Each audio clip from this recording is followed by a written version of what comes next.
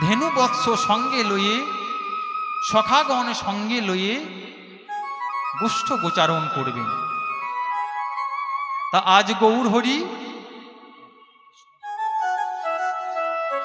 আজ শ্রীধাম বৃন্দাবনে প্রাণ গোবিন্দ আমার গোষ্ঠ গোচারণ করবেন।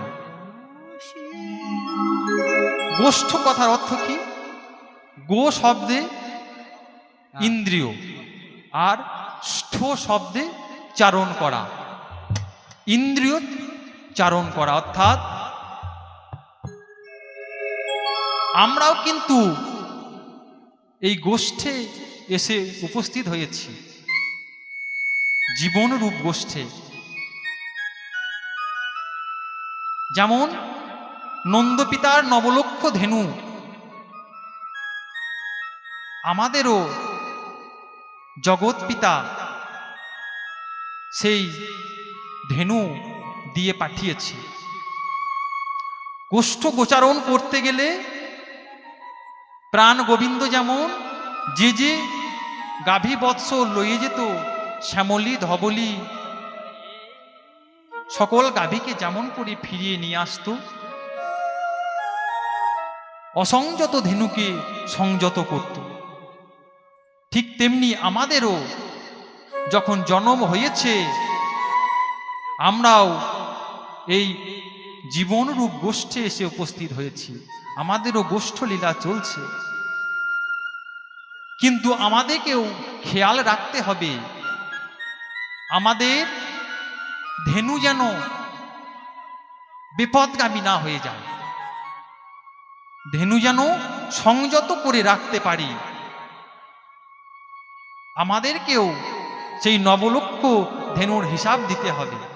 যদি হারিয়ে যায় তাহলে আমরা হিসাব দিতে পারবো না। এই ধেনুকে সংযত রাখতে গেলে একমাত্র উপায় হচ্ছে বাবা সাধুগুরু বৈষ্ণবের চরণে আশ্রয়। যদি সাধুগুরু চরণের আশ্রয় নিতে পারো তাহলে তোমার মধ্যে যে ধেনু রয়েছে সেই ধেনুকে কিভাবে তোমার বশে আনবে, একত্র করে রাখবে, বিপদগামী হবে না, দয়াল গুরুদেব দেখিয়ে দেবে। আমাদের ধেনুগুলো কেমন জানেন? আমাদের যে ধেনুগুলো রয়েছে আমাদের দেহের মধ্যে, সেই ধেনুগুলো কি করে? যেমন আমরা বাহির জগতে দেখছি, যদি কোনো গাভী ছাড়া অবস্থায় থাকে দেখবেন কচি কচি ঘাস দেখলেই খেতে যায়। যদি বেড়া দেওয়াও থাকে বেড়া টপকে যাওয়ার চেষ্টা করে।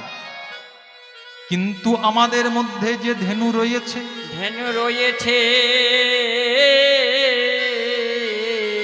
আমরা এই পাপাচারী কামান্ধ জীব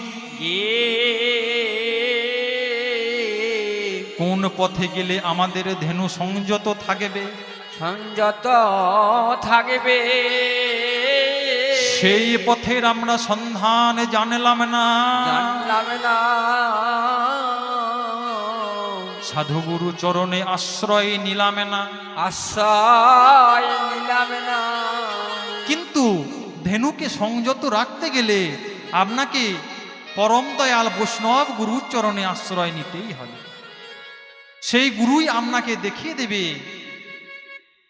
কিভাবে ধেনুকে সংযত করে রাখতে হবে, ধেনু বিপদগামী হবে না।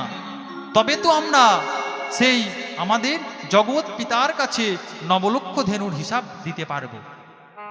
তাই আমাদেরকে গুরুচরণ আশ্রয় করতে হবে।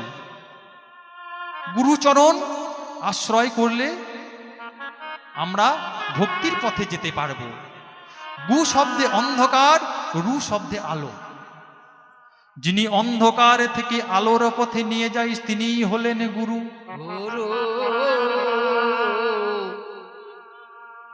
একটি ঘটনা দেখুন, একজন গুরুদেব তার শিষ্যকে জিজ্ঞাসা করছে, ও ওই দূরে ওটা কি দেখা যায় বলতো? কেন গুরুদেব? ওটা একটা ডিঙি নৌকা দেখা যায়। আচ্ছা, তার পাশেই ওটা কি রয়েছে বলতো? তার পাশেই গুরুদেব ওটা একটা স্টিমার রয়েছে। আচ্ছা বলতো, ওই স্টিমার আর ডিঙি নৌকা যদি এই প্রান্ত থেকে ছাড়ি একসঙ্গে, ও প্রান্তে কে আগে গিয়ে পৌঁছাবে? কেন স্টিমার আগে গিয়ে পৌঁছাবে? ঠিক বলেছিস। আর ডিঙি নৌকা পৌঁছাতে পারবে না, পরে পৌঁছাবে। এ কথা ঠিক বললি।